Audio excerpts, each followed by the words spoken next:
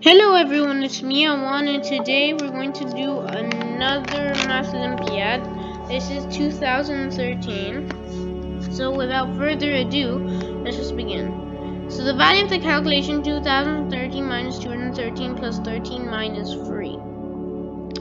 Basically, when you have addition subtraction, you don't have to use BODMAS, so you can directly do it. And 13 minus 3 is 10.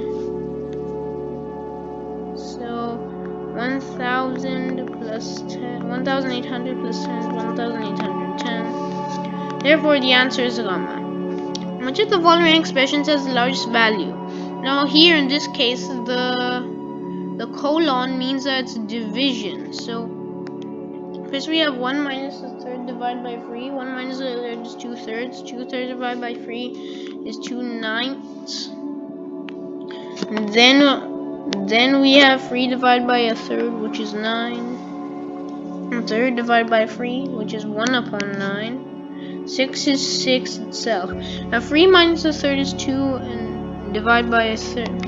2 and a third divided by a third, which is basically 7 upon 3 times 1 upon 3, so you get 7 upon 9.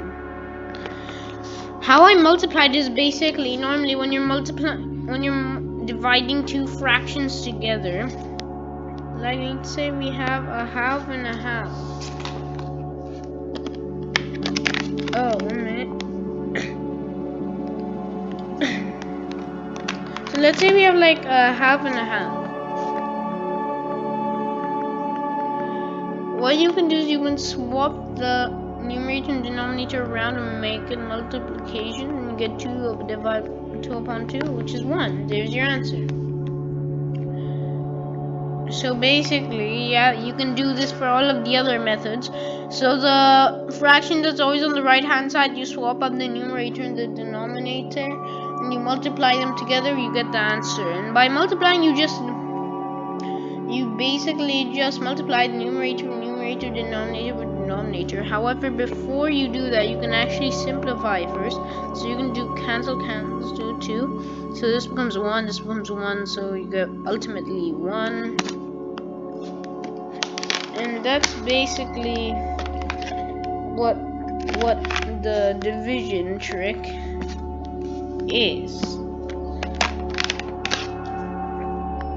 Now, the cost of a new cell phone is €300. Orestes bought it for €240. What's the percent of discount he received? So basically, 300 minus 240 is 60, which means Orestes got it for €60 less. 60 upon 300 is basically, if you divide both numerator and denominator by 60, you get 1 upon 5. 1 upon 5 is 20 upon 100, and since every percentage is upon 100, it's 20%. Another way you can do this directly is just divide both sides by 3, and you'll get 20 upon 100 directly. So, and then you can get 20% after that. So therefore, the answer is gamma. Find the next two numbers in the following pattern. Okay, so here the difference, it's decreasing by 2 every time. So 42, 40, 38. Now we have 36. So 80 minus 36 is 44. And 44 minus 34 is 10. So therefore the answer is eta. You don't have to worry about the ke. That just means and in Greek. Now, question number 5. By how many the number of squares exceeds the number of triangles? So there's 9 squares with just one part, then 10, 11, 12, 13, then finally 14. So there's 14 squares, and then here 1, 2, 3, 4, 5, 6, 7, 8, 9, 10, and finally 11 and 12. So 12 triangles are there. So 12 triangles. So So 14 minus 12 is 2. The difference between the shapes are 2. And if you wanted to be like much more specific, you could do this. 1, 2, 3, 4, 5, 6, 7, 8, 9. And then we can change another color for more shapes like 10, 11, 12, 13. And the last one is obviously the whole square, so 14. Meanwhile, for like triangles, it's 1, 2, 3, 4, 5, 6, and then we have the bigger ones, 7, 8, 9, 10, and then we have the biggest ones, 11, and 12. So basically, when you do 14 squares minus 12 triangles, that's 2 shapes. So therefore, the answer is gamma 2. What is the value of the following calculation? When you're doing multiplication, you can cancel easily. So basically, 1 and 1 upon 2. If you simplify that into an improper fraction by saying 1 is 2 upon 2, so 2 upon 2 plus 1 upon 2 is 3 upon 2. So 3 upon 2 times 4 upon 3 times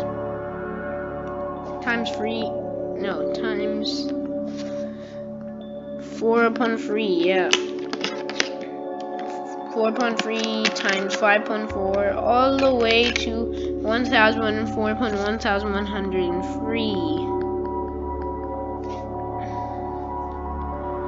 Now basically you realize that these things they just keep on cancelling, and they'll keep on cancelling until we get to the last fraction here.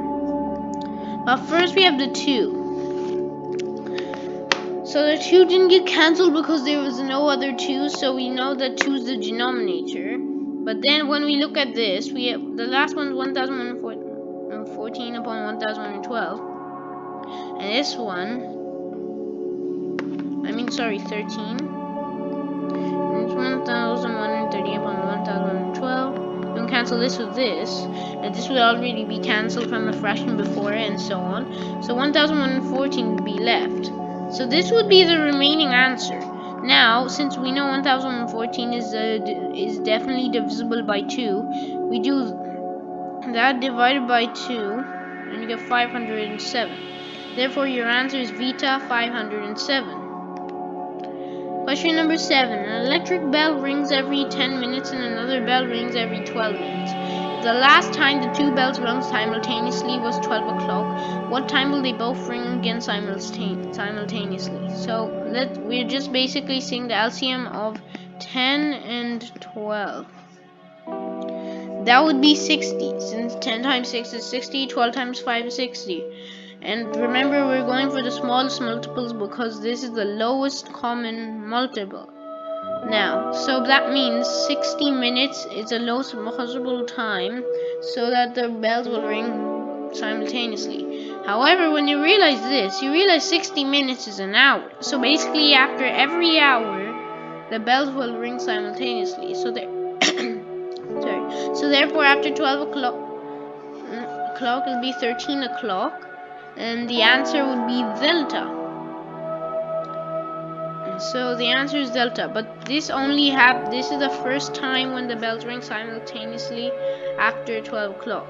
But the 1 hour thing won't happen like again and again and again, because that means that it becomes 20 minutes and 30. Oh, wait, sorry, 120 minutes and 100. Wait, actually, yeah, it will ring again and again. But anyways, you get the idea. It's delta. Question number 8. In the figure below, alpha, beta, gamma, is an isosceles triangle. Pose alpha, beta, eta, delta, and alpha, gamma, zeta, eta are rectangles. What is the value of the angle? This angle basically. So 40 times 2 is 80, and then 180 degrees minus 80 degrees is 100. We know that that's an isosceles triangle and these two angles are equal. This is definitely not equal, and it's the remaining part. So we have 100. Now if you know VOA, which is vertically opposite angles, then you can directly find the answer to be 100, because any angles are vertically opposite to each other are equal to each other. So like here and here, these two, they're equal to each other because they're vertically opposite. Here there's 90 and there's 90 here. They're vertically opposite to each other, so again VOA, it works. So therefore the answer is 100 degrees eta. Question number 9. From 2 plus 2 is equal to 2 times 2, we observe that the sum of the two numbers 2 and 2 is equal to their product. And which of the following pairs of numbers do we find the same property? Now this will be easy. Okay, so first we have 3 plus 3 upon 2. We can convert the 3 into 6 upon 2. So 6 upon 2 plus 3 upon 2 is 9 upon 2. And now, when we do 3 times 3 upon 2, we do the 3 times the 3, 9 upon 2. So therefore the answer is beta. There's no like direct method to go to the option, but you have to use trial and error. So that's why the option beta is near the alpha. So you could go with alpha, eta, basically any of them, and check it out. Which of the following calculations yields a wrong result? Let's look at alpha first. So 3 times 7 is 21. 21 plus 48 is 69. Now 37 plus 32, that's also 69. So this is correct. But here, 9 times 6 is 54 plus 73. That would be 127. However, 96 plus 21, if you put 6 in the 1, 7, 9 plus 2 is 11. That's wrong, because 127 is definitely not equal to 117. Therefore, the answer is beta. Easy, right? Now, question number 11. Using the digits 2, 3, 5, 6, and 7, we form 2-digit numbers formed with different digits. How many of those 2-digit numbers are multiples of 3? So first thing we got to do is we have to check the sums, because any number that's divisible by 3 will have the sum of their digits divisible by 3. Okay, so first we'll check the numbers starting with 20. So 23, 2 plus 3, 5, no. 2 plus 5, 7, no. 2 plus 6, 8, no.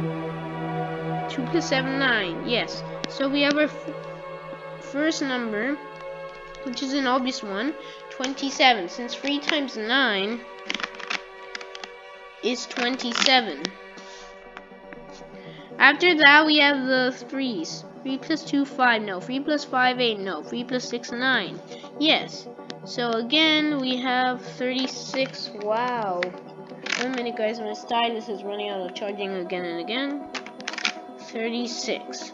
And also, you can just do 72 and 63 while you're at it, because it still works. You just swapped around the digits. Now we have 52, 5 plus 2, 7, 5 plus 3, 8, 5 plus 6, 11, and 5 plus 7, 12, 57, 75. However, if you didn't realize, there's another one. Oh wait, sorry, there's not. So now you go to 6. 6 plus 2, 8. No. 6 plus 3, 9. Yes, but we already wrote 63. 6 plus 5, 11. No. 6 plus 7, 13. No. Now we have 7. 72, yes. 7 plus 2, 9. Yes. 7 plus 3, 10. No. 7 plus 5, 12. Yes. 7 plus 6, 13. No. But we already wrote 72 and 75 again, so that means there's 6 possible numbers. So the answer is beta. 2 automobiles start at the same time traveling in the same direction at 40 kilometers per hour and 50 kilometers per hour respectively. And how many hours after they start will they be 18 kilometers apart?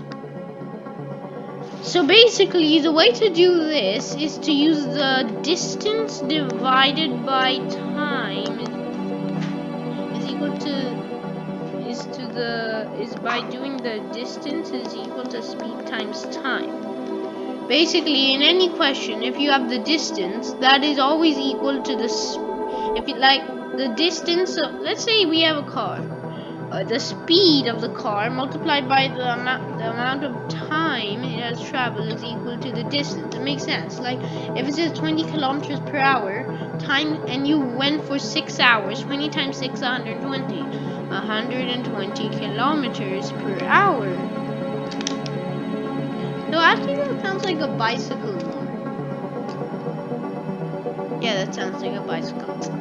Okay, so we have 120 kilometers per hour. So there, 120 kilometers. Since we already said per hour, and we know the amount of hours. So yes, and with that we can find different formulas. Like speed is equal to distance divided by the time, and time is equal to distance divided by the speed.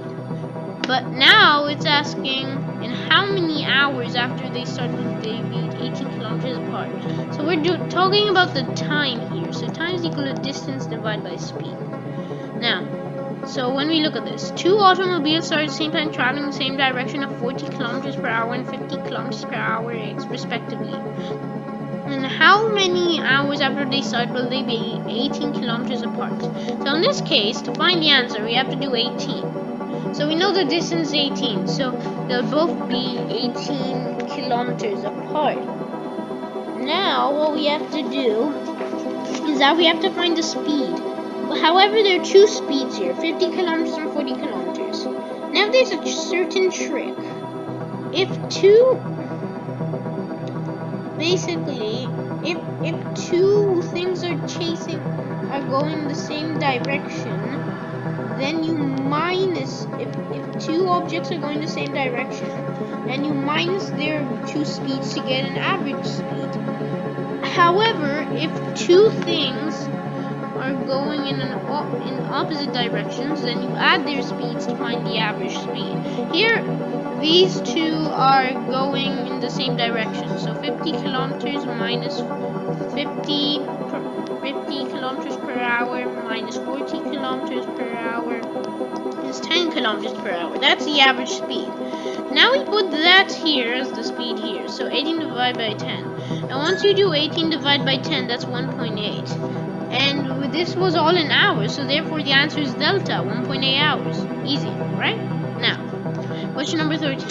What is the measure of the acute angle formed by the clock hands at 4:20 a.m.? Some people may have said 0 degrees, but that's wrong, because even if the hour hand is 4 and the minute, when the hour hand is pointing at 4, it would be 4, and the minute hand is pointing at 4, it would be 20. So it's 4:20, and they're both pointing there. There's still a bit of a minor difference. Like, have you ever noticed that the hour hand is never always exactly on 4? Like, that means that basically, if it was 4 o'clock, then we know that the hour hand would be pointing at 4 and the minute hand would be pointing at 12. However, it slowly moves as this moves. So once it goes here, the hour hand won't exactly be on 4. So that means that there'll be something here to look at. So when we're looking at 4:20 a.m., this is basically for the minute hand. We're looking at the minute hand and how it moves, and the hour hand too. But we don't actually have to focus on the minute hand. The hour hand we have to focus on. So basically, when we look at the hour hand, one full circle is 12 hours. Now basically, so that's 360 degrees, a full circle. Now, if we look at 1 hour, that'll be divided by 12. So 1 hour would be 30 degrees. Now when we're looking at a minute, it's basically 30 divided by 60. And guess what that is? 0.5. So 0.5 degrees for every 1 minute. That helps. Now that helps. Because for every 1 minute, the hour hand moves 0.5. And basically, it's 4:20. So after it reached the 4, when the minute hand reached the 4, it would base the hour hand will be 0.5 times 0.5 times 0.5 degrees times 20 away. So I guess 0.5 degrees times 20 is basically, you can get 5 degrees times 2, you get 10 degrees. So therefore the answer is delta 10 degrees. At a school camp, Adam solves 5 problems per day and Eve solves 2 problems per day. How many days Eve needs to solve as many How many days does Eve need to solve as many problems Adam solves in 8 days? So if Adam solves 5 problems per day, 8 times 5, 40. So and then we can do 40 divided by 2 because we want to find how many days Eve can solve it. 20. So that means the answer is delta 20. Just simple calculation. You just find the number of days Adam has. The number of days Adam basically like how many days multiplied by how many questions Adam does in a day. So you get how many questions Adam did in a day. Adam did in like 8 days. Yes, it says 8 days. Yes, and then with that total of questions, you divide it by the number of questions Eve does in a day, which is 2, and then you get the number of days she has to do it in, which is 20. So therefore the answer is delta 20. We've done this question before, so here's a quick recap. So it's saying that both of these right angle triangles are equal to 90 degrees, and this whole angle here is 122. It's asking what this angle is. So first thing we can do is that since we know this is 190 and this is 122, we can just do 122 minus 90, which is 32. So therefore the answer to this here is 32.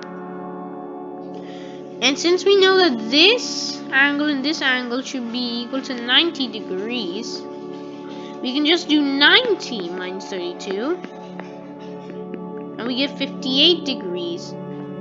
So therefore the answer is eta 58 degrees. It's just basically by using supplementary and complementary angles, which is basically angles which have a sum of 90 degrees and angles which have a sum of 180 degrees, but you don't really need to learn the names that well. Question number 16. The sum of 6 consecutive integers is 2013. Which one is the smallest integer? Now basically what we have to do is we have to find the consecutive integers. The consecutive integers are basically consecutive numbers, which are basically numbers that are in order on the number line. So we get 6x, but basically that's x plus 1, x plus 2, x plus 3, x plus 4, x plus 5. That's 6 numbers. So you add them all together, you get 6x plus 1 plus 2 is 3, 1 plus 2 plus 3 plus 4 is 10, add the 5, 15. So you get that is 2013. Now you do 2013 minus 15, and that's basically 2000 minus 2, which is 1998. Now we do 1998 divided by 6. First we get the 3 and then remainder 1, 3 again, remainder here and 3. So therefore the answer when it says which one is the smallest integer is delta 333. Now, question number 17. If the figure shown in the figure shown 27 small identical cubes are given, each with an edge of 1 centimeter. If the small cube marked with K is removed, what is the change in the overall surface area of the big cube? So basically what we have to do here is that once we take this out, we know that there'll be this side that can replace this side, and this side will be replaced with this side. However, wait, so there'll be 4 sides remaining once you take away that one. There'll be 4 sides, one up here, one here, one here, and one down here. And since we already had 2 sides taken away and we have 4 more sides, basically it's 4 minus 2, so 2. So there's still more sides than last time. So it actually increases by 2 centimeters squared, even though that a cube was taken away. The total surface area increases, not the volume. We're talking about the surface area, which is basically when you have a 3D shape, look at its sides. So the area of all of its sides together is basically the total surface area. There's also curved surface area for 3D shapes that have curved sides, but only the curved sides. Question number 18. The students of a school can stand in rows of 3, 4, and 7 students with no one standing alone. However, they stand in rows of 11. One more student is needed to fill the rows completely. How many students does this school have? So basically, since we know that any number which is divisible by 11, its first digit and its last digit will add up to the digit in the middle. We just add all of them by 1 and check the statistics. So 253. Yes, that works. 2 plus 3 is 5. 176. Yes. 1 plus 6 is 7. 337 does not work. 297. Yes. 2 plus 7 is 9. And 180. No, that does not work. So we have 253. You have 253, 176, and 297. Now we check if it's divisible by 3. We add all the sides. We add all the digits, and if the answer is divisible by 3, then, well, it's divisible by 3 itself. So 2 plus 5 is 7 plus 3, 10. No. 1 plus 7 is 8 plus 6, 14. No. Wait, what? Wait, oh, sorry. I forgot to do this. Well, sometimes you forget to take away the 1. So, because then the numbers divisible by 11 are not the actual numbers that are in the school. So, anyways, 2 plus 5 plus 7 plus 2 is 9. Yes. 1 plus 7, 8 plus 5, 13. No, 13 is not divisible by 3. 2 plus 9, 11 plus 6, 17. That is not divisible by 3 either. So therefore, the answer is direct. You get 252. So therefore, 252 is the answer. It's alpha.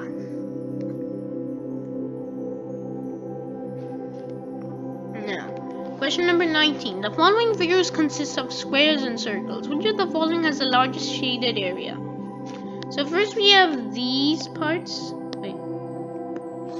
So we have these. So when you look at these, you can notice that so you can notice that the corners are the same as the figures in the middle. Like if you look at this can be found. What is here? It's the same for all of them. This can be found here, and this one can be found here. This one can be found here. So we already know that x and z are equal to each other. You can even check that by putting all the pieces of this circle, like this part of all these quarter circles together, and you'll get the same circle here. However, y is also equals, because if you look at these are basically just 1/4 of the parts of what they actually are. Like, okay, so let's see this. You have this, and this, and this. That makes one whole part. So we get like a small version of this, and like another small version of this can help. Basically, they all fit together to make like one like this, if you can imagine it. So there's like this one part already there, and there's this,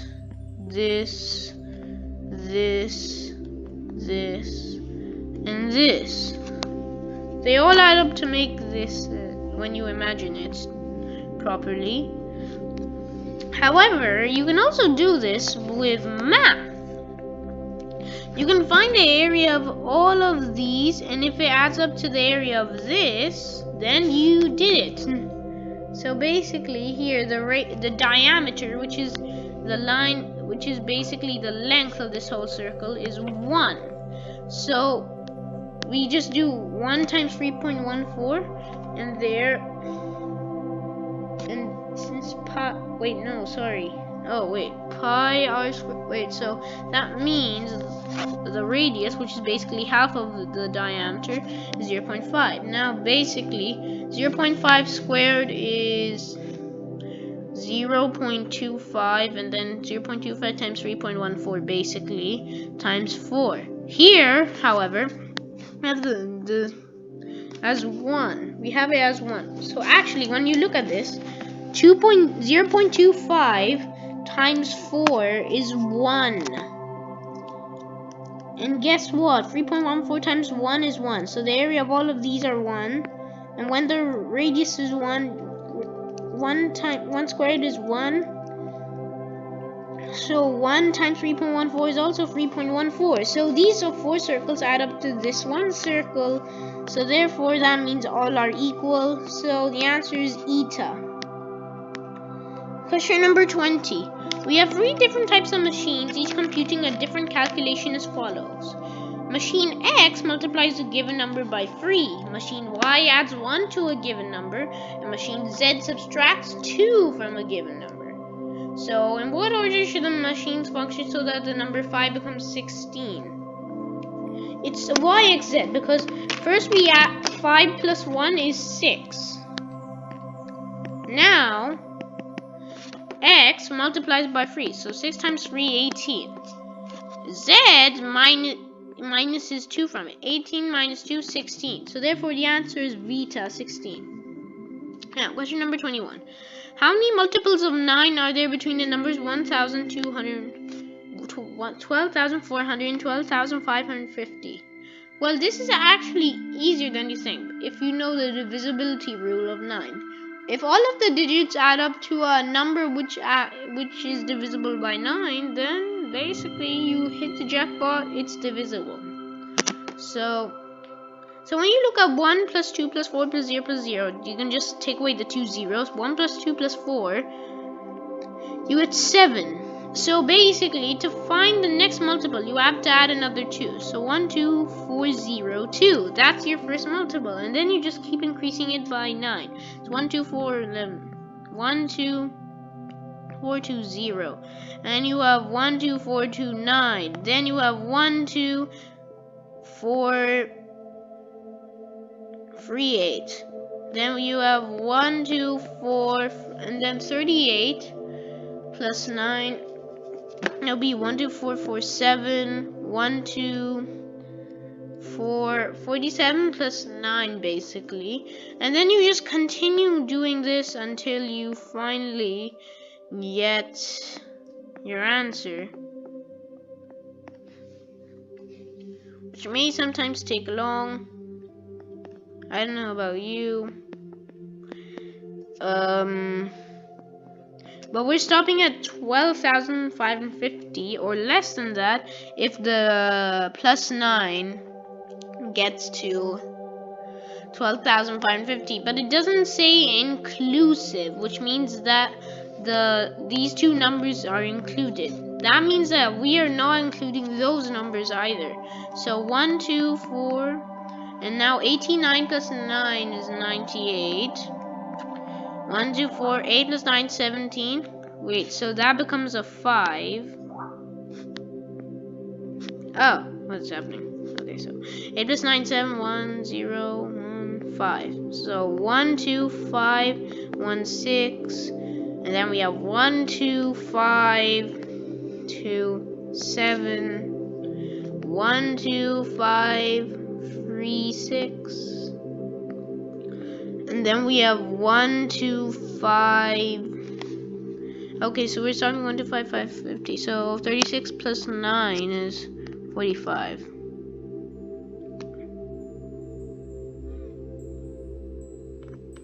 Wait a minute.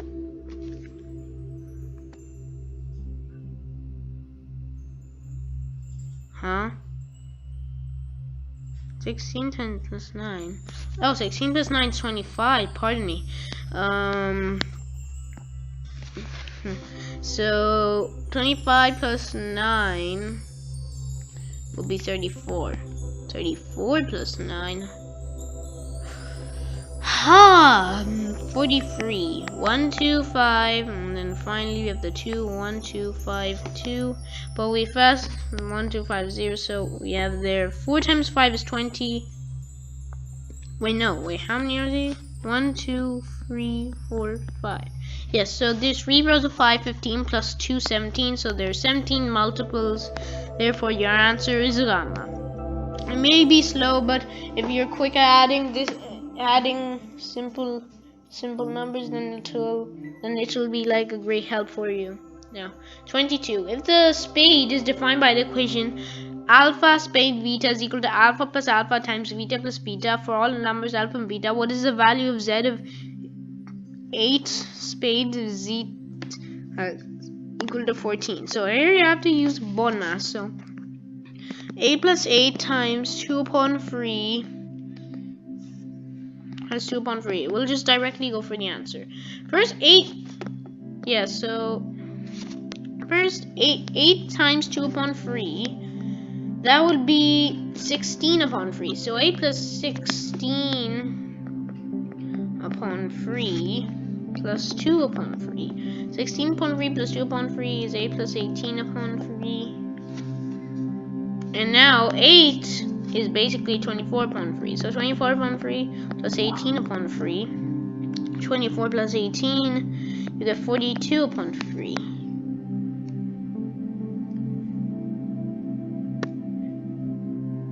Yeah, and when you do that, you get the answer is 14. Since 14 times 3 is 42, so therefore the answer is 42, and the answer is eta 2 divided by 3, and we got 14 as always, so eta 2 upon 3 is the answer. Now, question number 23. We take any 2-digit number, xy, and we form a 5-digit number by using the previous 2-digit number twice and inserting the number 0 in the middle. xy, 0, xy.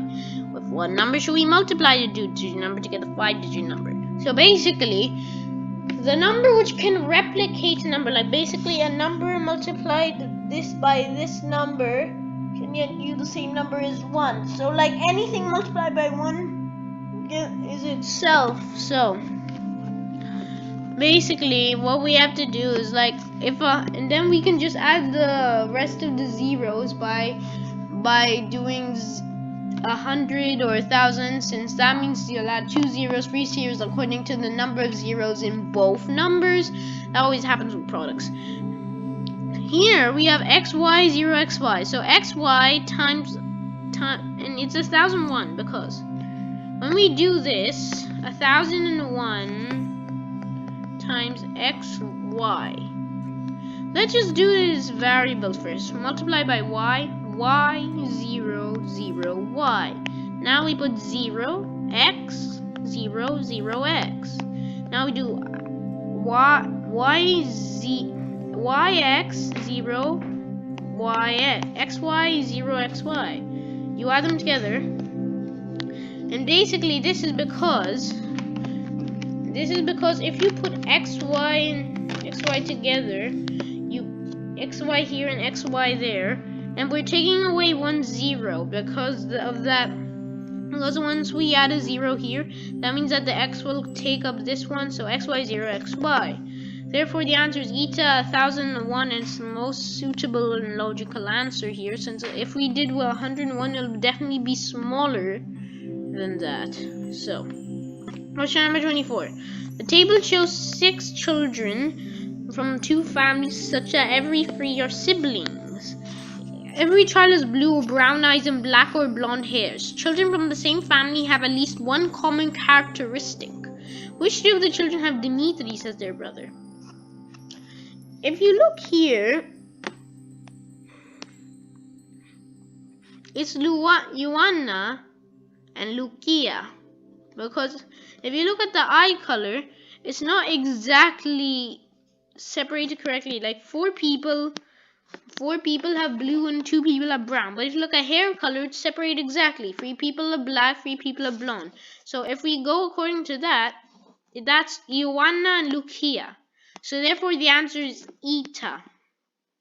Finally, the last question. A ship is traveling from point A to point B as shown in the diagram, the semicircle. Then it continues on a straight point to point gamma. Which of the following graphs shows the distance from the ship to point X as it moves from point A to point gamma? The thing about it's Vita, because the thing about this semicircle is that once you start here, the distance will always be the same no matter where you go. So it has to be a straight line.